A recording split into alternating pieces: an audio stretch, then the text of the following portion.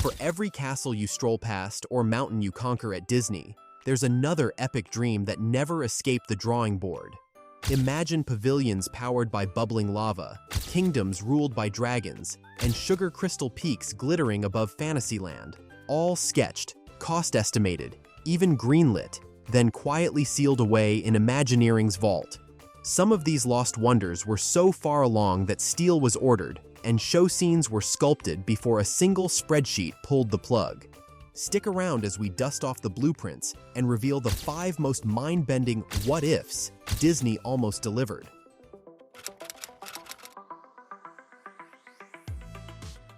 Our journey begins back in the earliest days of Disneyland with a sweet attraction that almost became real: Candy Mountain.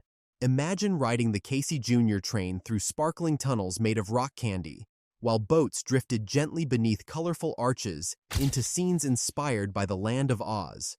The original concept seemed magical, but there was a problem. When Imagineers built a model, they realized all that candy scenery actually looked less delightful and more like a stomachache waiting to happen. Even Walt's artists joked that just looking at it made them queasy. Plus, the bright candy colors would fade quickly under the California sun. Using real candy. They didn't make plastic molds of candy and build the mountain. They just went and bought real candy to build the mountain. This is another version of what this could look like. And in this version, you see the theorized various dyed waterfalls that would collect in their own different pools. Down in the bottom left, you can see the lollipop area where Casey Jr. would load in. And you see the track going around the mountain. Is it just me, or does this feel like a dress rehearsal for Matterhorn? They built this small scale model, and I kid you not, this is the story. They put licorice on it, gumdrops, candy canes, and fudge. But they were building it in their warehouse. And as the heat started to build in a non-air conditioned warehouse, the model started to melt. And when they showed it to Walt, he's like, thanks for trying, guys. Eventually, the sugary mountain idea melted away completely. Today, all that's left is a tiny tribute hidden in a shop window on Buena Vista Street at Disney California Adventure. A sweet reminder of a delicious dream that Disneyland left behind.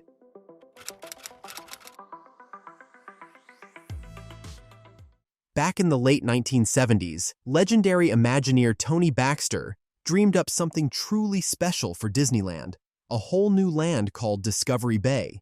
This land was meant to capture the adventurous spirit of stories by Jules Verne and H.G. Wells.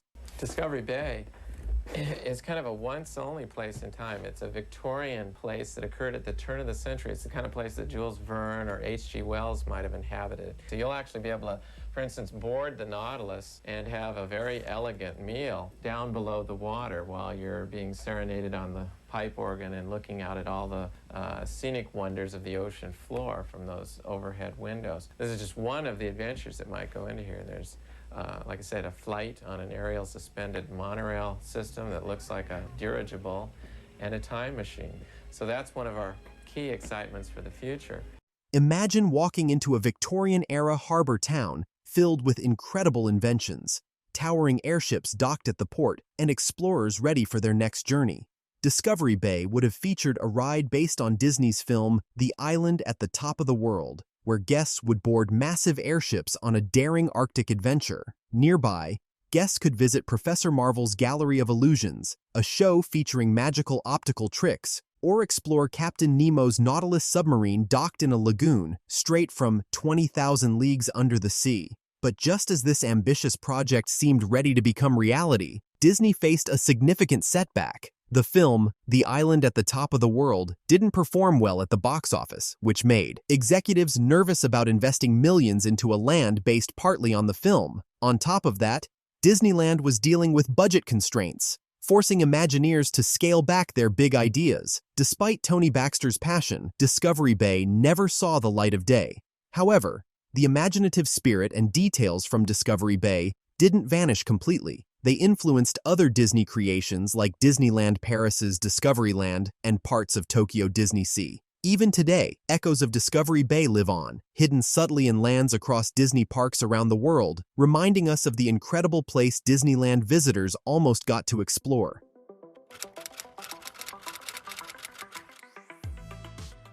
Imagine stepping into Adventureland and uncovering not just one Indiana Jones ride, but an entire Indiana Jones mini-land, filled with thrilling adventures and hidden secrets. In the early 1990s, Disneyland nearly made this dream a reality with a groundbreaking attraction called Indiana Jones and the Lost Expedition. Designed by Imagineers as Disneyland's most ambitious adventure yet, this massive complex would have featured multiple interconnected attractions under one enormous temple. Guests could brave an intense jeep ride through dark tunnels and booby-trapped ruins, inspired by the iconic films.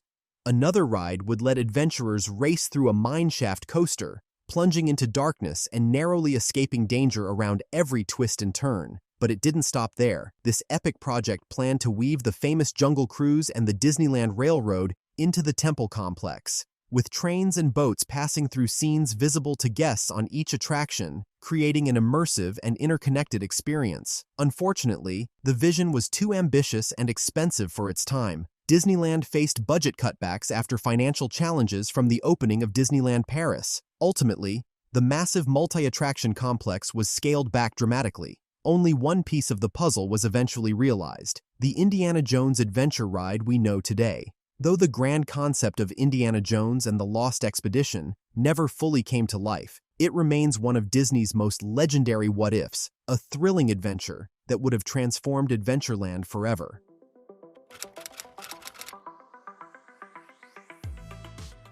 In the mid-1990s, Disney set out to create a park unlike anything guests had seen before, Disney's Animal Kingdom. While today the park is known for real-life animals, originally there was another type of animal planned: mythical creatures. Beastly Kingdom was designed to showcase legendary animals, split into two contrasting realms, one representing creatures of good and the other representing beasts of evil. But as the opening day of Animal Kingdom approached, the project's ambitious scope clashed with Disney's tightening budget. Financial constraints meant the company had to make tough choices. The decision came down to either developing Beastly Kingdom or another simpler, more cost-effective area. Ultimately, the mythical realm was shelved in favor of Camp Mini Mickey. Today, Beastly Kingdom still leaves hints behind, like the dragon silhouette hidden in Animal Kingdom's logo, quietly reminding fans of a fantastic world Disney almost created.